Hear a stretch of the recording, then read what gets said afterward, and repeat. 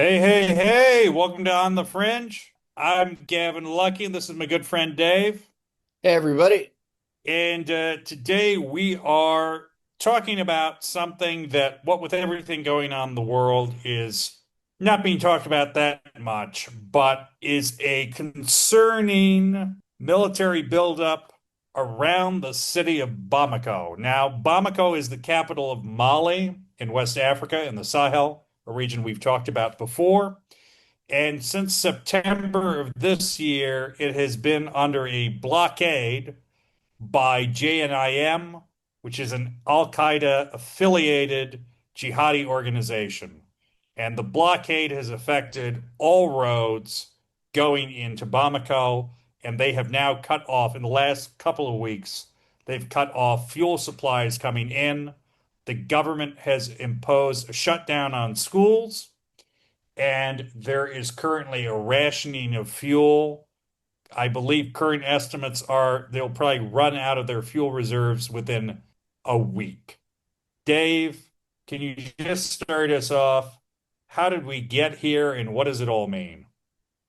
Well, there was a military coup in Mali back in 2020, and the general that came in promised to get rid of the jihadists in the country. Mhm. And plan really isn't working from what it looks like. And you've got Al Qaeda affiliates.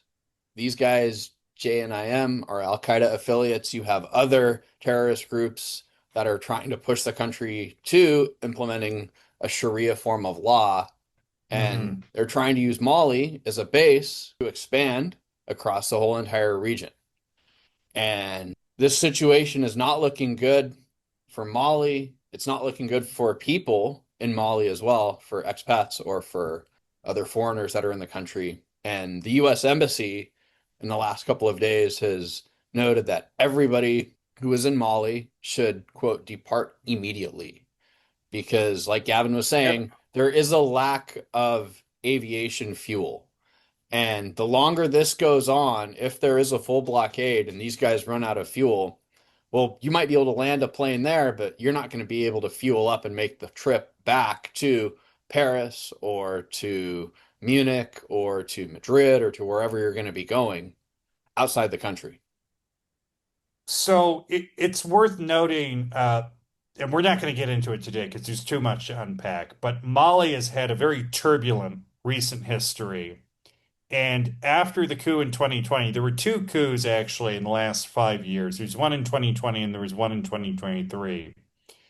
And that brought Assimi Goïta, who's the current leader of the regime, to the forefront. But he's been a figure of power since about 2020. The coup in 2020 started a process of realignment where previously the government of Mali was like super close with the French government, which was the case in a lot of West Africa at that time, where there was a close political, economic, military relationship. And in fact, there had been a French, well, there's been a French presence, I would say, for a very long time. But since 2013 to 2020-ish, there was a huge French military presence in Mali, and it was mostly containing the sort of Al Qaeda and Islamic State affiliated groups that we've been talking about. That left under the current junta, and the Wagner Group, now the Africa Corps, were essentially brought in to replace the French role and provide support for the FAMA, or the military armed forces of Mali. So this is a problem for a lot of people. I would say it's a problem for Russia because the Russian government has been touting military force in West Africa as a solution to security issues. And they have really not been more on the ground anywhere in West Africa than in Mali. They've had a very large presence. They've had a pretty long, I mean, they've been there a while at this point, and it's on the verge of collapse. It has not saved the government. It has, I would say, disproportionately affected the civilian population. And now the junta came to power saying, we're going to save Mali. We're going to make Mali great again. And that promise has not come through. Now they're in a position where previously, during the period of cooperation with the French, the sort of jihadist groups were mostly contained in the north and center of the country. And this blockade is all in the south. They have spread to the borders with Senegal. They've spread to the borders with Cote d'Ivoire. They've spread to the borders with Burkina, certainly, and Niger, which we talked about on a previous episode. They can't control it. And I really don't see how they're going to get out of this. If this becomes a prolonged siege, the result will be extremely bad for the people of Bamako and for the current leaders of the Malian junta. I'm with you. And I think too that the Russians will not be able to send in a force to No, potentially protect these guys and save these guys if the Russians wanted to do it in the first they could. place. They couldn't. Yeah, and again, I think even if they wanted to, which is probably debatable at this point, um, they just don't. The capability does not exist. Um, they also, the European states, whether it's France or Germany or Spain or Italy, maybe even the UK, are completely uninterested. They are not going to get involved. The French are not going to come in and save anybody. They've made that incredibly clear. But this is a huge security issue for Europe. Mali is one country away from the Mediterranean. They have massive, mostly unpoliced borders with Algeria, the Western Sahara, Morocco. Oh, wait, sorry, no, that's Mauritania. Yeah, They have a Mauritania. massive border with Algeria. They have a massive border with Algeria. This is going to have, I would say, a very destabilizing effect. If there is an Islamic State or Islamic Republic that springs up in Mali, there will be a lot of people leaving Mali.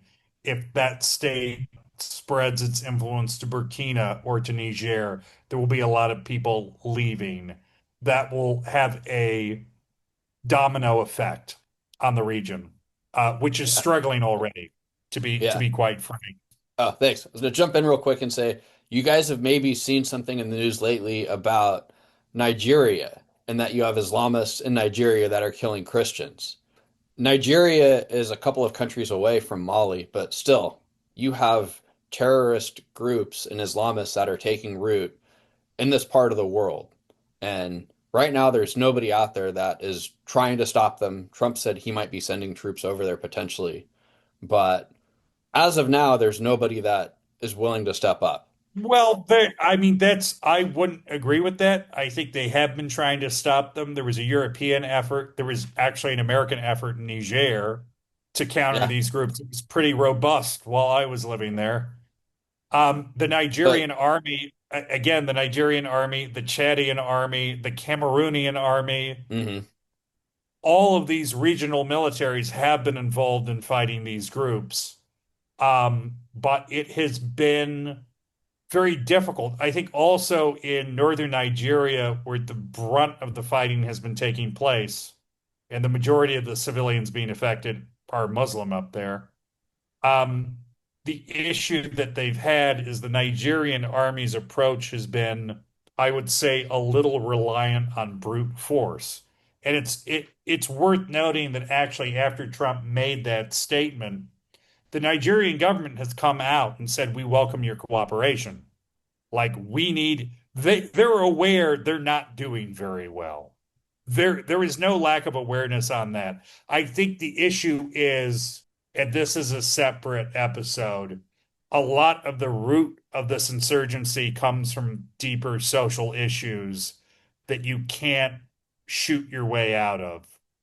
And armies in West Africa have historically had a very hard time with that concept. And Mhm. I think it's worth noting that in all the Sahelian countries that we've been talking about, not Nigeria, but certainly in Mali, in Niger, in Burkina, all of the insurgencies got exponentially worse when military juntas took power and started making policy, because their policy was, we're going to go into the villages, we're going to find the sympathizers, we're going to shoot them. And it turns out that actually that's a really effective way of recruiting people for jihadist organizations, because when you go, okay, well, what's your relationship with the government? Well, they killed my whole family and they burned my village down. It turns out revenge is a big motivation for a lot of the people who join these organizations. So that policy has not worked, particularly in countries, again, like Niger, like Burkina, like Mali, where the ethnic composition of the armies has historically drawn from one or two groups that are not where these armies are being deployed. So that was a huge issue for Niger historically, where they were primarily deployed to deal with people from the Fulani ethnic group or from the Tuareg ethnic group, and they were almost all from the Jerma ethnicity. It creates an ethnic edge to a lot of this violence against civilians, which just drives the sort of violence underlying all this. Anyways, I could talk about this all day. Keep your eye on Bamako, people. This is not going away. This is going to reach a boiling point soon. Lucky puts money on it. I'll say right now, I'm putting $50 on the table that by the end of November, Colonel Assimi Goita, the current leader of Mali, will not be there. He won't be there. Whether he is removed in an internal coup or there is a new republic, we have yet to see. But he is not going to be there by the end of the month. And I realize that's bold talk, but sometimes bold talk is what gets people to listen to podcasts. Knowing Gavin, he does not have a connection with the mafia. I don't. I don't. Not a direct connection anyway. And this isn't baseball. This isn't baseball, It's Dave. not baseball, Basketball. and it's not basketball, and it's not he's not a professional athlete that's trying to get you to go to a poker game. So this is actually a bit of a lighter note, but seriously, keep your eye on Bamako. A bit of a Yes. lighter note. I think one of the best comments I heard about that whole thing was Nate Silver saying, "Yeah, if someone's asking you to go to a poker game and the other guys at the table are called Black Tony and Jimmy the Albanian, maybe it's not a poker game you want to be involved in." Just saying. Just Food saying. for thought. That's a guy who plays a lot of poker. That's a guy who Yeah. plays a lot of poker. So, maybe not the kind of crowd you want to hang out with in your leisure time. Anyway, speaking of crowds we like to hang out with in our leisure time, thank you, our Substack community, our On the Fringe people. Like, comment, subscribe if you're not subscribed already. Tell us how weird this episode was. We transition to talking about poker. A game I am not good at. Just to say, not good at poker. Maybe we'll just do an episode of me playing poker. That's coming That up. would be that Anyways, would be that would be interesting. That would that be would be. interesting is the best way of describing it. Anyways, thank you so much. Stay safe out there. Keep your eye on the news, and a whole lot of sympathy to the people of Mali and to the people of Bamako who are not having an easy time of it. And may the situation settle and get better soon, because gosh, it doesn't look good out there. On that note, stay safe, everybody, and thank you for listening to On the Fringe. Take care.